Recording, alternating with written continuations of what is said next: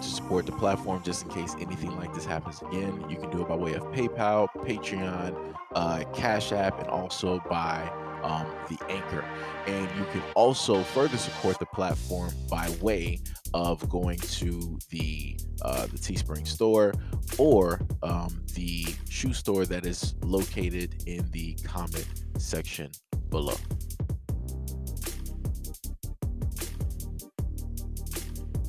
Following fourth quarter earnings results on Thursday that saw subscriber numbers leap past expectations, the company warned in its quarterly letter to shareholders it will be intensifying its push to combat password sharing. Later in Q1, we expect to start rolling out paid sharing more broadly. Today's widespread account sharing undermines our long-term ability to invest in and improve Netflix as well as build our business, Netflix said. The company explained it's been building additional new features to improve the overall Netflix experience, including the ability for members to review which devices are using their account and to transfer a profile to a new account. Members can also pay extra if they want to share the platform with people they don't live with. As we work through this transition, and as some borrowers stop watching either because they don't convert to extra members or full paying accounts, near-term engagement, as measured by third parties like Nielsen's The Gauge, could be negatively impacted, Netflix said. However, the company referred to its recent testing in Latin America, which showed engagement steadily increase over time as borrowers signed up for their own accounts and new content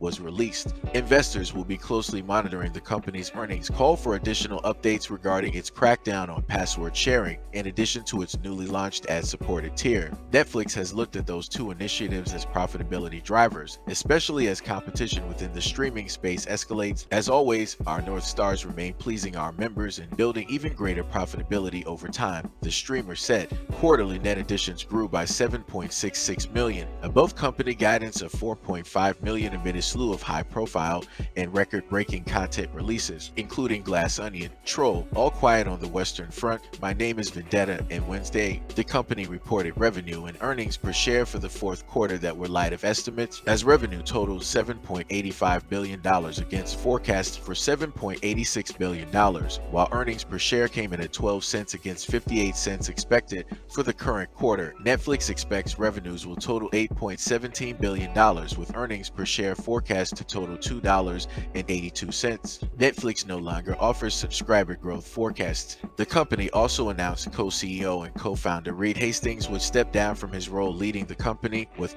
Greg Peters will join current Netflix co-CEO Ted Sarandos in that role. Hastings will now serve as the company's executive chairman. Shares of Netflix were up as much as 6% in after-hours trading following Thursday's results. Netflix stock have been on a tear in recent weeks, up roughly 60% over the past 6 months with about a 10% gain so far in January, outperforming the Nasdaq Composite's 5% gain. I'm not too shocked that this is actually taking place because a lot of people kept getting, out of hand with what it is that they wanted to specifically do, knowing that they were overreaching to an extent. I get it, you know, to both extents, right? You got the business, they were like, hey, we're trying to make money, but if you're trying to share this password with like 10 to 20 different relatives, it's like, yo, that's money that could be, in a sense, coming directly to us. And then people are like, well, I paid specifically for the subscription, so I should be able to share the movie with whoever I want to share with. And I can see both sides.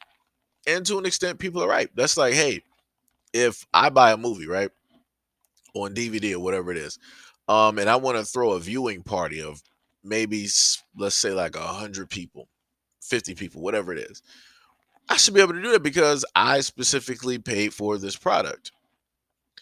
Then you might have some companies that'll be like, yo, yeah, you did pay for this product, but those 50 to 100 people, they could be paying for tickets to go to the theater to literally see this film versus coming there and yada, yada, yada. Because some people might have viewing parties where they charge money and, a variety of other things like that. Um, you know,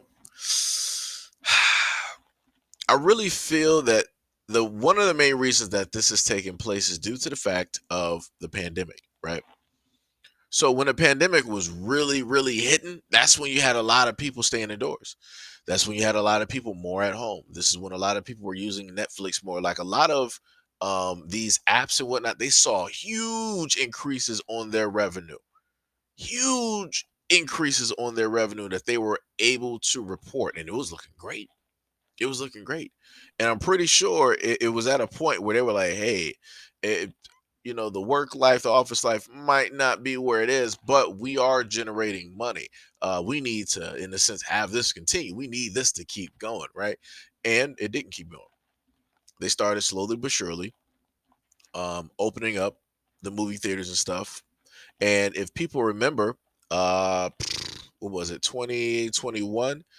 At the beginning or maybe at the tail end of 2020, you heard the movie theaters like AMC and whatnot, they were having issues, they were having problems. And they were like, hey, we got a deal here, or movies are supposed to be coming directly to us. The only way we, in a sense, make money is due to the fact that, you allow us to lease the movie or however it works. And then people come here to the concession stands and they buy the popcorn and everything else that we supercharge for. And you guys are going out of your way to put these movies on alternative services so that you can, in a sense, cut us out, aka the middleman, so that you can pretty much keep all of the revenue. That is unfair, right? So once that argument and that whole debacle, did what it did, everything started returning back to normal. The movie entities started putting them back into the theaters. The theaters were happy again and making their money and all this other type of stuff. And then you have the platforms. So now the platforms are like, we're not really pulling in or making as much money as we were before. And we're seeing huge losses in the fact that you have people sharing their passwords with multitudes of people. This is not what we made the service for. This is not how the service is supposed to work. So we're going to put the clamps, we're going to put the kibosh directly on this and these individuals. If you are found to be sharing, or we hear any word or a sneeze or an utterance of a thought that you are sharing this with an extra person, we're going to automatically start charging. We're going to go up on a lot of things. And the problem that's going to inevitably happen is that once you have a lot of these entities, these apps, talking about we're cracking down on passwords, on sharing, and all these other types of things, this is when people are going to go the alternate route in getting what it is that they want. And this is what people have always done. This is what brought up the rise of Napster. This is what brought up the rise of LimeWire, BearShare, FrostWire, all of these, different ways. So at the end of the day, in order for them not to lose money, what they need to do is come up with a better business model that is consumer friendly, that will actually work with the consumer and benefit the consumer. What Netflix needs to do is make sure to get some very great shows directly on there instead of just, K-pop dramas and, a lot of old and dried, movies. Because if people haven't been paying attention, a lot of things have been disappearing from Netflix because a lot of those entities that once used Netflix, right? A lot of those companies, they were like, you know what, we could just make our own app and we could charge a subscription. We know that people want to, see our stuff and they want to watch what it is that we have. So we're not going to be dealing with Netflix no more. We're going to take all of our stuff after a certain amount of time, all of our stuff off that platform to never be seen again. And we're going to put it directly on our own app and charge our own subscription specifically for it. This is where we are at this moment in time. You have every company trying to cash in on the ability to create their own platform, their own app for people to come there and to specifically do all of this. But the problem that is also inevitably, inevitably going to happen is that people are going to get tired of having to pay, for 99 different subscriptions. So then again, it's going to come back down to the same point. It's like, yo, I'm about to go an alternate route in order to get what it is that I'm trying to get.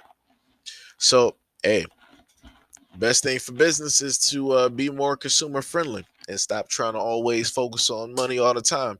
If you make things a little bit easier, a little bit less stressful, then people are going to be more amped to want to spend money with you versus the alternative, which is to not spend money with you and to, take their time and attention and viewership somewhere else.